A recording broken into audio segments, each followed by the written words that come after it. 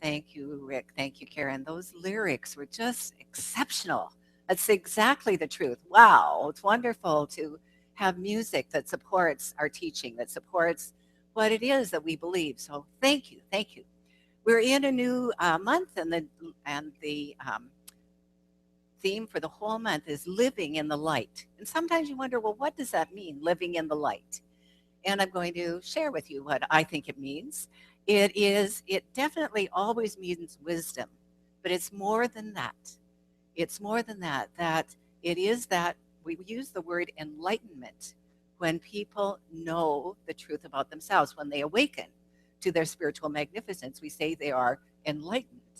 We saw the, if you look at the story of the Buddha, he was enlightened when he discovered that the middle path was the way of transformation, of the way of life. Anyway, and today's specific topic is the summer of winter. And I'm telling you, and it's one page in our journal. I read that page, I bet you 25 times. I couldn't get it. I was like, what is this? What does this really mean? How can I talk about this for 20 minutes? So, of course, I asked myself all those things. And let me tell you what they thought, what I think they were trying to get at. They started out by saying, this is the time that you should put aside your gifts and tithes so that the harvest will be good. You put the seeds aside, you give your gift so that you have more abundance. But then they went on to say that in the winter, the tree continues, the roots continue to grow. I'm from Saskatchewan, Canada. I didn't think that was true. I thought if it was frozen winter, nothing's growing. It's just in hibernation like the bear. But so I did some research, and actually, as long as the temperature of the soil is at least 40 degrees, 32 to 40 degrees, the roots are growing, even though the rest of the tree isn't growing. They're deepening, they're searching for water and nutrients. And so, what's that got to do with us?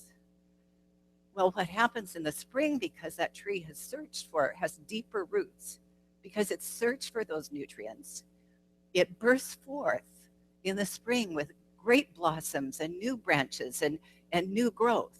And that wouldn't have happened so riotously if it hadn't been deepening during the winter. Well, now that I've used the word deepening, you already know what that means to you, don't you? Deepening means to deepen our connection with Source, to deepen our awareness of the love inside us, to deepen not only our understanding, but our awareness of that presence, of that greatness that God is. And we do that deepening through our spiritual practices. In the journal, it suggests that you should get quiet and you should deepen in the quiet of winter. And that's a lovely thing, but we sort of don't really have that kind of quiet of winter that I grew up with as the snow was softly falling all around. But we can still take time to get quiet, take time to connect, take time to deepen the realization.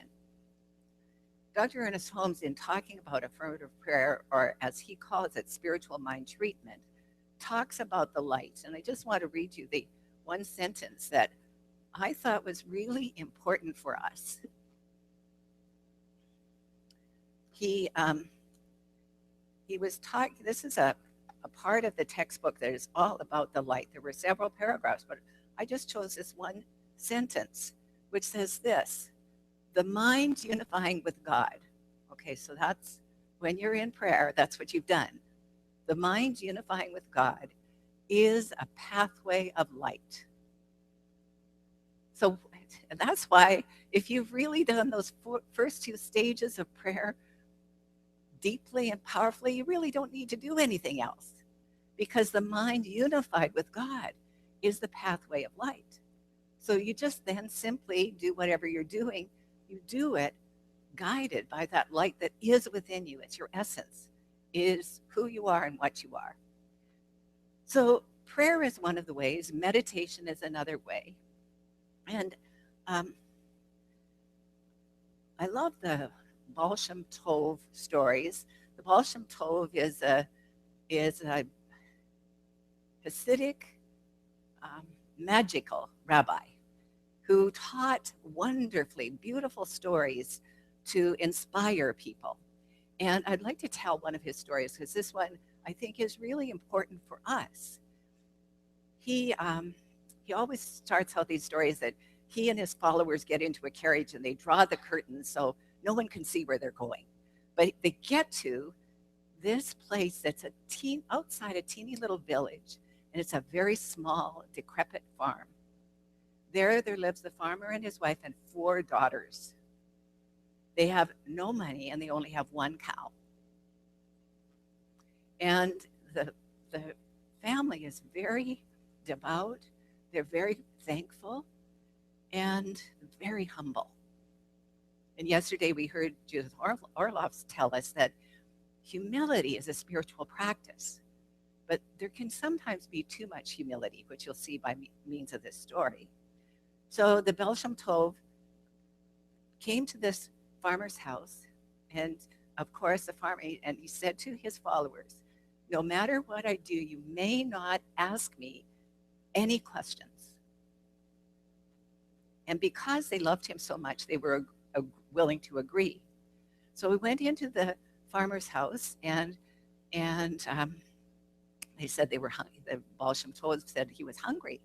So the farmer said, wife, we must feed our visitor. To have a guest is an honor. Let's feed our visitor. She said, well, husband, then if we kill the cow, we won't have any milk for the children. He said, you must kill the cow, made this wonderful, great amount of roast beef. And the Baal Shem Tov spent all night eating that cow, ate the whole thing. And his disciples looked at him in horror. They couldn't believe he was taking away this family's good. And then he said the next day was going to be the Sabbath, and for Sabbath he wanted 10 loaves of bread, 2 vegetable dishes, 2 meat dishes, 10 desserts, and 3 different wines. Well, the farmer knew he couldn't possibly do this, but he knew he needed to honor this being, so he went and sold his farm and got agreement that he wouldn't have to move out until Monday. So he had the Sabbath and Sunday. And so he sold his farm, he bought all the things, they made this wonderful meal. And again, the disciples couldn't even swallow a bit because they're thinking this poor family is starving, and here we're eating all of this stuff. And anyway, he eats and eats and eats. All night long he eats.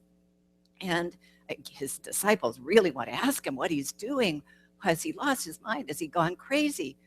Anyway, he finished his meal, and he got up and even without a thank you, got into the carriage, got his followers into the carriage with him. He said, by the way, I'm a Baal Shem Tov, and you will get whatever you ask for. It is my blessing to you. So the farmer went out into the forest after that, and he was beside himself. He had no money. He had not only no money, but he had 4 daughters, and they all needed dowries or they wouldn't be able to get married, and so on. He was just beside himself. He went into the forest, and he remembered what the Baal Shem Tov said to him, that he needed to ask whatever he asked for.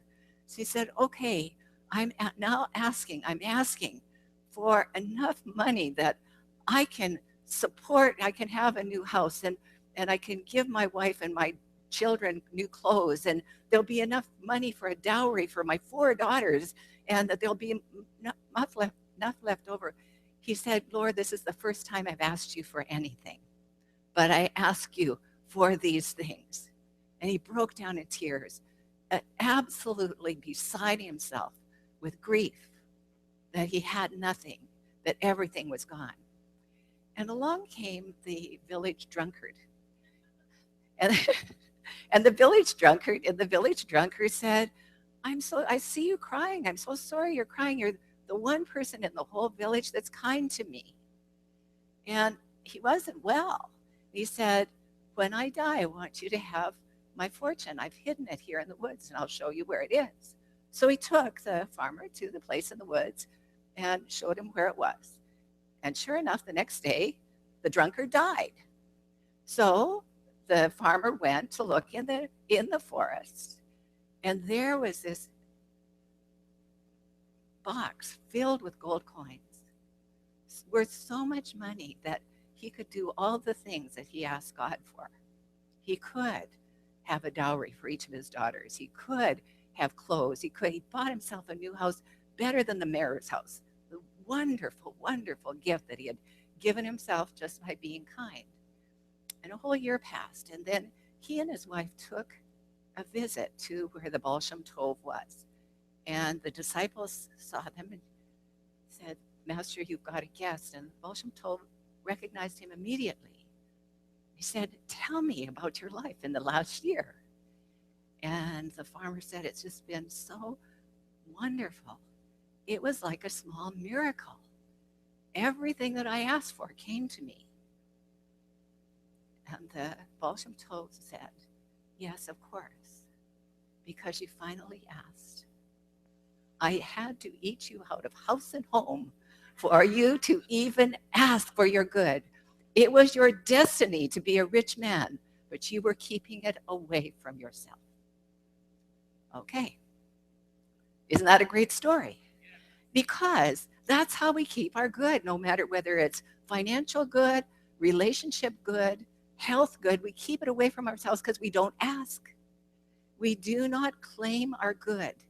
We don't go to that inner sanctuary and accept that this is me. This is for me.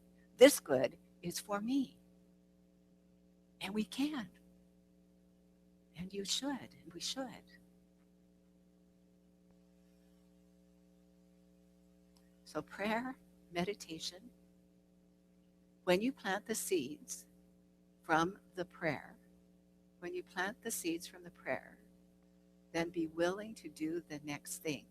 Notice the reason that the drunkard gave him his fortune was because he had been kind to him. He hadn't ridiculed him like the rest of the villagers. He had been kind, just like your song. He was willing to listen and hear and see the other man's truth, even though it didn't look like good. Can we do that? 299 of the textbook. The God of love cannot hear the prayer of the one who fails to love. So you first cleanse your heart so you are just love. Yesterday we had such an amazing day. Hands up, how many of you were here? Yeah, it was fabulous. There were probably, I'm guessing 70, I didn't count, but there was a lot of people, and we got so much. Judith Orloff is a psychiatrist, so as she said, 14 years of study past high school, 14 years to become a psychiatrist, first of all an MD, then a psychiatrist. And she said in all that time, she always had the gift of, as she called it with us, the gift of deep intuition, which is really a gift of psychic knowing. It was really wonderful to watch her yesterday because she would look at someone and she'd just get them. She'd just get them. She got their heart, she got their mind, she just got everybody because she is willing not just to use her knowledge, but also her heart. Both and is what we want to use in our meditation, to listen to that voice for love, and in our prayers to ask for what our heart's desires are. We have a principle here that we teach, that we believe, that is infallible, it's impeccable in the way it works. But first of all, we have to embody the idea as if it was already so. We have to embody it as if this is natural for me. It's natural for me to be in relationship. It's natural for me to be creative. It's natural for me to have all of my gifts of creativity displayed. It's natural for me to be healthy and vital, not dependent on anything. Age is not a factor. Education is not a factor. There is nothing that can stop you from your dream if you are so bold as to actually put it in action. Friday night, I was so blessed to be part of one of the ministers that trained with Reverend Judy and Reverend Bruce. So that's 11 years ago, and she too finally was approved for ordination. It was a very glorious, wonderful experience in the center in San Diego where she serves. And she and I caught up with each other and had some time to catch up and to say what's going on for us. This is a woman who has been in service ever since I knew her. I don't know if any of you know what a Job's Daughters is. It's a group, and she served as a leader of Job's Daughters probably for as long as Kirsten served as a teen leader, maybe even longer. Because when I met her 14 or 16 or 18 years ago, she'd already been working with these girls for 18 years. It was her path to give. And now she's in service by caring for one of the elderly congregants of the first center I served in. It's a path of service, and sometimes that path of service is bursting forth with those summer blooms, and sometimes it's dark like winter. And we have to trust that by deepening our connection with Source, all good will come. I don't know if you've heard the happy news, but let me be the first to tell you. All 5 suites of our upstairs have been rented, or leased. Yeah. That is a really wonderful demonstration. All of our practitioners and our board of trustees, or mostly practitioners, have been praying for this for several months. And here's the thing about prayer. It's always answered. We had an opportunity to rent all 5. It would have been very unhappy for us because it was the wrong person, the wrong group. This is the right person. And meanwhile, what no one else can see is there's activity happening, just like in your subjective mind. You can't see it, but there's stuff going on. If you plant a seed, there's stuff drawing to itself everything you need for that seed to burst forth as a blossom. So there were people coming, there were people going, there were people exchanging offices, but now it's complete. And we're very grateful, so very, very grateful for all of your prayers. And I know many of you asked friends and told people about it, and I'm grateful for that. This is like a spiritual family. And we actually picked each other. You didn't get to pick your biological family. Many of us have really great biological families, and that's wonderful. But we got to pick our spiritual family. And I'm so happy that you picked this one and that you are continuing to be here in service and in love and demonstrating the principle, the law of mind. How we can take the Baal Shem Tov story to heart. When you think you can't go any further, when you think that this looks like the end, this looks like it's impossible, you just need to keep praying. You just need to keep praying and knowing that the good that you desire is already yours. Judith Orloff also taught us yesterday that we can't have that unless we're willing to surrender what is unlike our good. So it's very easy to conceive. Sometimes it's difficult to practice because we get in our own way. So get out of your way. Get out of your own way. Allow that good to fill your life, to fill your heart, to fill your mind. And so it is. Thank you. Thank you. Thank you.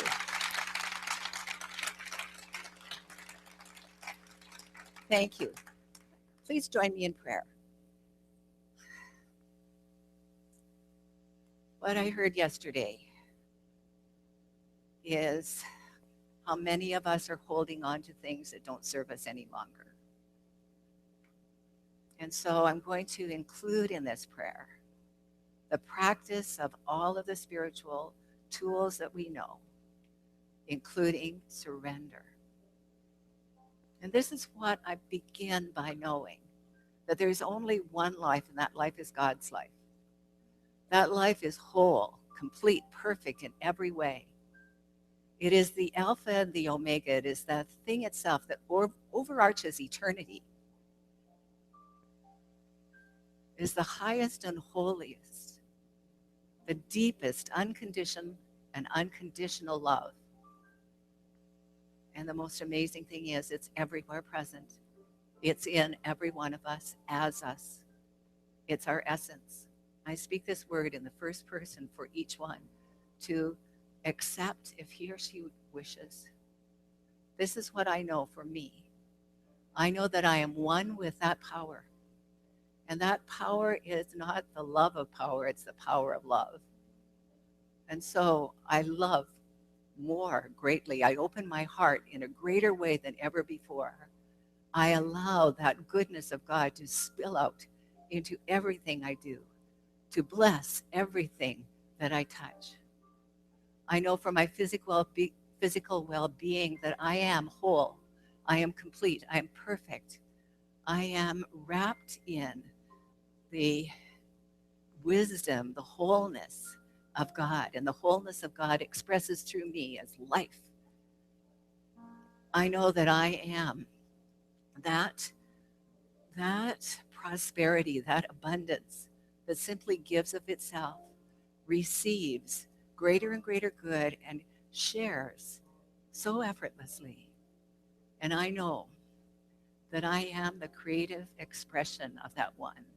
And my creativity is a blessing, not only to myself, but to the world, to everyone around me, and to everyone everywhere. I know that my consciousness raises me up. In that raising up, each one that I know, each one that I touch, each one in my sphere of influence is raised up. It is good, it is great, and it is so. And please help me anchor this in gratitude by saying with me, and so it is. Thank you so much. And now I'd like to invite to the platform Reverend Karen Allen